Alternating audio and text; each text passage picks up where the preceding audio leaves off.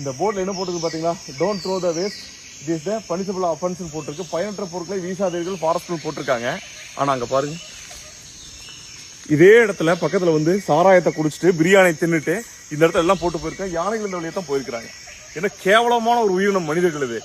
எவ்வளவு எச்சரிக்கை பலகைகள் வைக்கிறாங்க, இங்க நிக்காதீங்க சாப்பிடாதீங்கன்னு சொல்லி சொல்றாங்க. அதே தான் மனுஷங்க பண்றாங்க. காட்டுக்குள்ள வந்து தான் குடிக்கணும், காட்டுக்குள்ள வந்து தான் பிளாஸ்டிக் பாட்டில் யூஸ் பண்ற முதல்ல இந்த தவறான ஒரு புரிதலை வந்து முதல்ல நிறுத்துங்க. இல்லைன்னா நம்மளோடய இந்த வன உயிரினங்கள் அழிஞ்சு போயிடும், காடு அழிஞ்சு போயிடும், நம்ம குழந்தை எல்லாமே நோயாலேயே செத்து போயிடுவாங்க. எவ்வளவு அழகான ஒரு காட்டுக்குள்ள மனிதர்கள் செய்யக்கூடிய தப்பை பாருங்க. இதுங்க குழந்தைகளுக்கு என்னத்தை சொல்லிக் கொடுக்க போறீங்க நீங்க?